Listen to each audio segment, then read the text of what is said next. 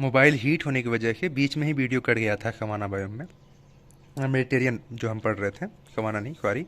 तो मेडिटेरियन में हमने क्लाइमेट को देख लिया, dry summer and wet winter, ठीक है। और इसका एवरेज टेम्परेचर विंटर में 5 to 10 डिग्री सेल्सियस और समर में 20 to 27 डिग्री सेल्सियस। और एवरेज टेम्परेचर होल ईयर में अगर हम देखें तो 15 to 70 डिग्री सेल्सियस रख सकते हैं। और औसत एवरेज एनुअल रेनफॉल अगर हम देखें तो 37 से 65 सेंटीमीटर के बीच में आपका रहता है।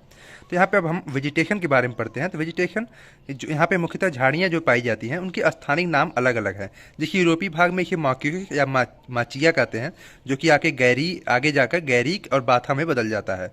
ये माचिक और बाकिया जो झाड़ियाँ होती हैं यूरोप में, मतलब मेडिटेरियन रीजन के आसपास जो झाड़ियाँ पाई जाती हैं, इनका क्या होता है, लगातार पशुचारण और जलाने की वजह से कटाई द्वारा माचिस का रूपांतरण हो जाता है गैरिक में, जो कि स्थानीय नाम है एक, ठीक है।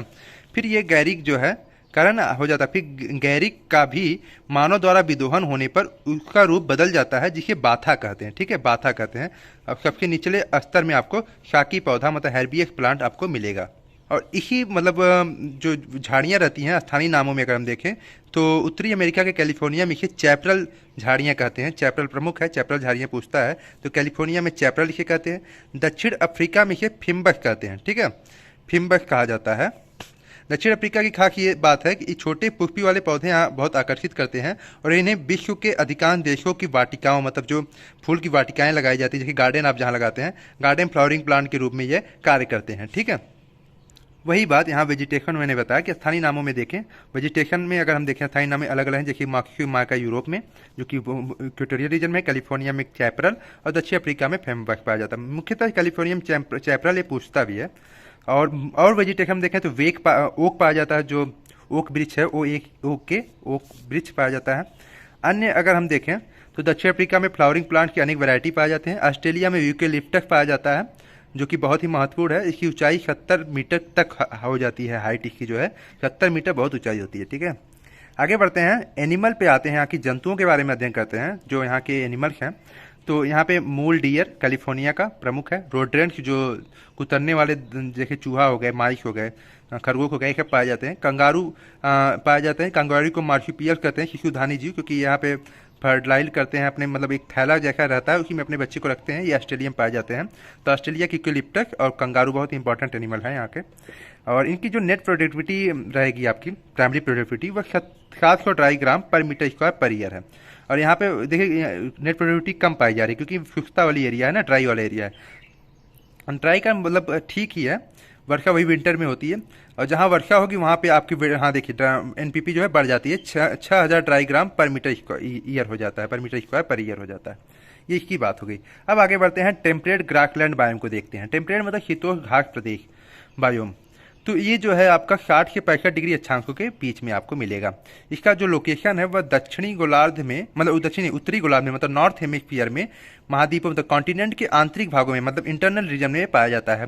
प्रेरी उत्तरी अमेरिका में, स्टेपी यूरेशिया में, एंड पंपास अर्जेंटीना में, जो कि साउथ अमेरिका के एरिया है। वेल्ड जो साउथ अफ्रीका में।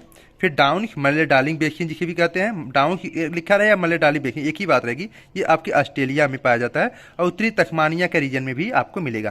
कैंटेमबेरी न्यूजीलैंड में इसे कैंटेमबेरी कहते हैं। पुस्ताज हंगरी के एरिया में थोड़ा सा पाया जाता है। और मंचूरियन ग्रासलैंड, मंचूरियन वो जो मंचूरिया खाने वाला मंचूरिया नहीं, ये मंचूरियन ग्रासलैंड जो है वह चाइना का है, ठीक है। इसे आप ऐसे यहाँ पे समझने की कोशिश करिएगा। मुख्य सबसे पहले देखते हैं प्रेरी, जो कि उत्तरी अमेरिका में, कनाडा और आपका यूएसए के एरिया में आता है। फिर आपका पंपास जो कि मुख्यतः अर्जेंटीना का रहता है, ठीक है। फिर आपका आता है डाउन जो कि ऑस्ट्रेलिया में है। और कैंटेमबेरी ग्रासलैंड है जो कि न्यूजीलैंड में है। और ये जो तस्मानिया का उत्तरी हिस्सा है वहाँ पे आपको ये मतलब टेम्परेट ग्रासलैंड मिल जाएगा। फिर मुख्य में आपको स्टेपी मिल जाएगा। तो मुख्य में स्टेपी, प्रेरी, पंपास, वेल्ट और डाउन, ठीक है। वेल्ट जो है साउथ अफ्रीका में मिलेगा आपको। मंचूरियन ग्रासलैंड जो कि चाइना वाला एरिया में है। पुस्ताज जो हंगरी का छोटा सा एरिया है वहाँ पे आपको ये टेम्परेट ग्रासलैंड बायोम मिल जाएगा, शीतोष्ण घास प्रदेश। ये मुख्यतः ठंडी वाले रीजन का क्षेत्र है। अब इसे समझने की कोशिश करिएगा। अब यहाँ पे हम आगे बढ़ते हैं, यहाँ की क्लाइमेट मतलब जलवायु के बारे में अध्ययन करते हैं। तो यहाँ की जो एनुअल रेनफॉल है औसत वार्षिक वर्षा 25 से 70 centimetre. Annual rainfall, average annual rainfall आपका 25 से 70 सेंटीमीटर के बीच में होता है। और जो मैक्सिमम रेनफॉल होता है वह ग्रीष्म ऋतु, मतलब कि आपका समर सीजन में आपको मिलेगा, ठीक है, ग्रीष्म काल में। वेजिटेशन अगर यहाँ का देखें तो ये घासें की मुख्य वेजिटेशन है, ग्रासेस।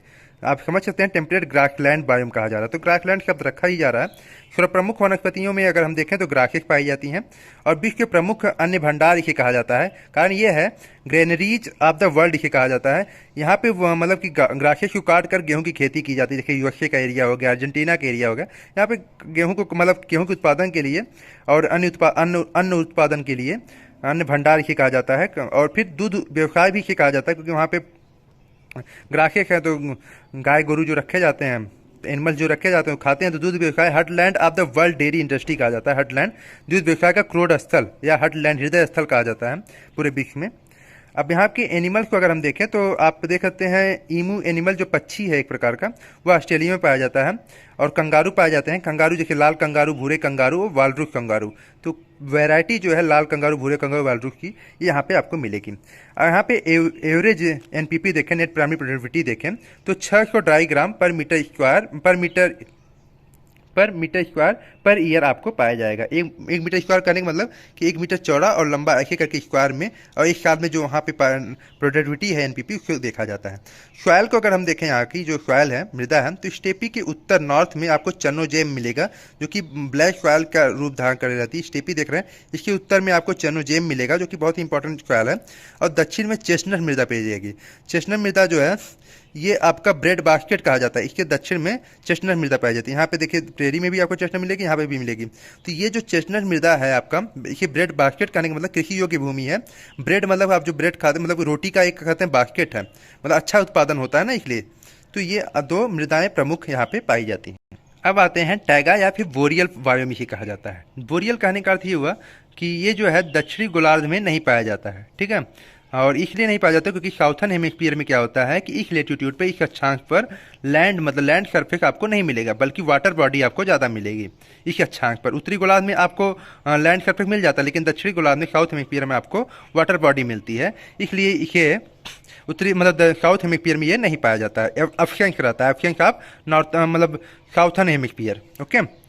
इसका और इसे हम टेम्परेट कॉनिफेरस फॉरेस्ट भी कहते हैं। कॉनिफेरस कहने का अर्थ हुआ कोरधारी वन पाया जाता है कि, तो कोरधारी वन देख रहे हैं ना आप, मतलब कि एकदम की पत्तियां नोकीली टाइप की रहती हैं, जो कि बर्फ रहे और निकल के पीछे मतलब नीचे गिर जाए, तो कोरधारी वन पाया जाता है। इसका विस्तार जो है उत्तरी अमेरिका के कनाडा में और अलास्का में पाया जाता है, और यूरेशिया के स्कैंडिनेविया एंड साइबेरिया में।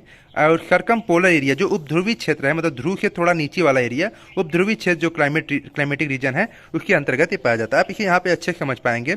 ये देखिए, ये आपका टैगा रीजन है, तो ये तो एकदम टॉप वाले पे ध्रुवीय क्षेत्र हो गया, उसके नीचे जो है उपध्रुवीय क्षेत्र का जो एक बेल्ट पाया जा रहा है, ये आपका टैगा रीजन के अंतर्गत आता है। इसमें आपका अलास्का का रीजन हो गया, फिर कनाडा के ऊपरी वाला एकदम टॉप वाला हिस्सा हो गया, कनाडा का हिस्सा मैक्सिमम रहेगा।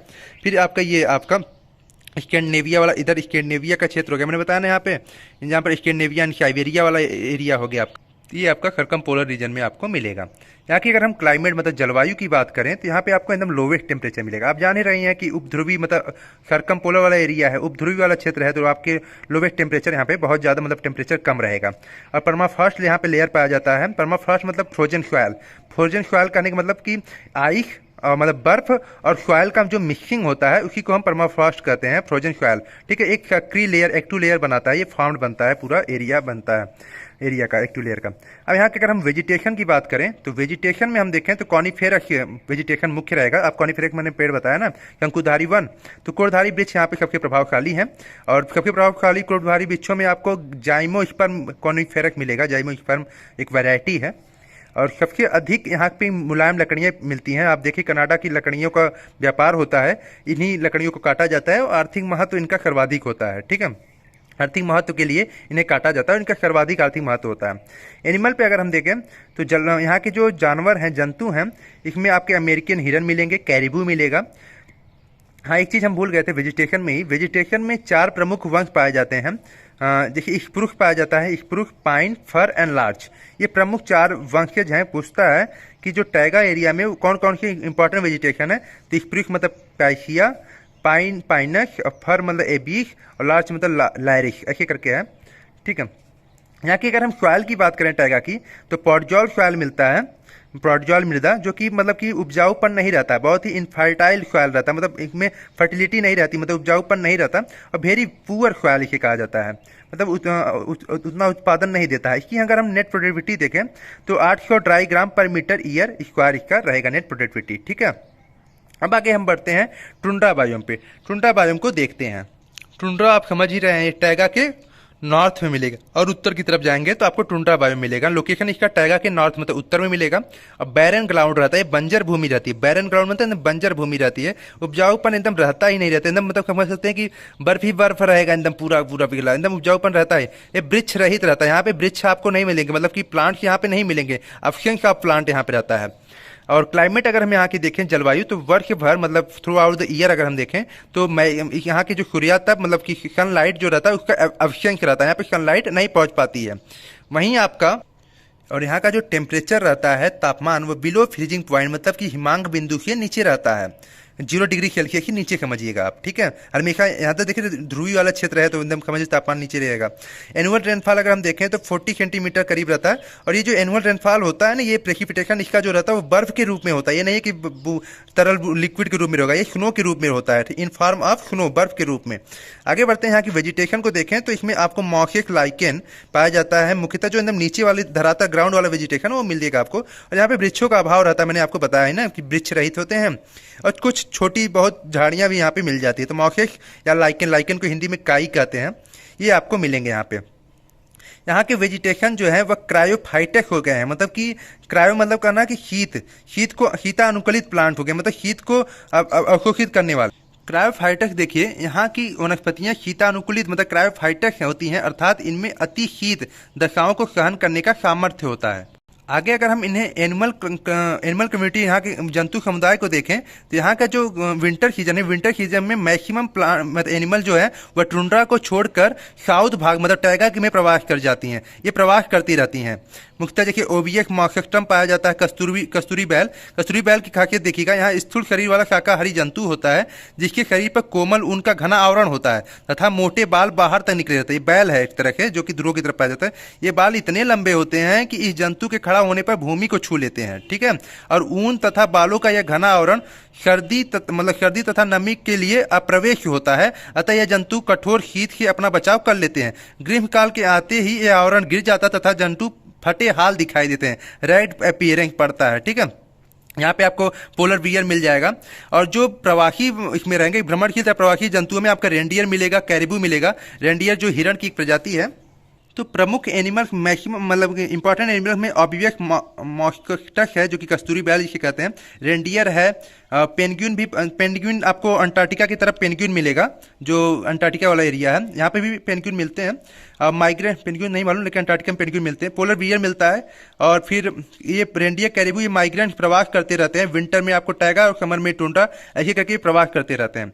लो इकोलॉजिकल प्रोडक्टिविटी, यहाँ पे प्रोडक्टिविटी आपको कम मिलेगी, आप समझ ही रहे हैं, जब दिन बंजर एरिया है तो बैरन एरिया है तो कहाँ प्रोडक्टिविटी आपको मिलेगी। और यहाँ की जो मुख्य ट्राइब्स हैं, अगर हम मतलब कि एनिमल में देखें, जंतुओं में देखें, तो मानव में मुख्य ट्राइब्स पाया जाता है। जैसे एस्किमो पाया जाता है, जो कि ग्रीनलैंड और अलास्का वाले एरिया में आपको एस्किमो मिल जाएगा, ठीक है, कनाडा वाले एरिया में। लैप्स पाया जाता है उत्तरी फिनलैंड और स्कैंडिनेविया में। सोमाइट्स पाया जाते हैं साइबेरिया में। याकूत पाया जाता है लीना बेसिन में। ये प्रमुख ट्राइब्स हैं जो कि महत्वपूर्ण हैं। यहाँ पे एक ठंडी हवाएं चलती हैं, तेज तूफानी भरी ठंडी हवा चलती है, जिसे ब्लिजार्ड कहा जाता है, साइबेरिया एरिया में चलती है, बहुत ही तूफानी भरी हवाएं चलती हैं। तो ये आपका रहा, तो टैगा और टुंड्रा दोनों को मैंने एक ही मैप में दर्शाया है। तो टुंड्रा सबसे ध्रुवी दो में और उप ध्रुवी क्षेत्र में आपको टैगा रहेगा। तो टुंड्रा उत्तर एकदम टॉप पे और टैगा उसके नीचे।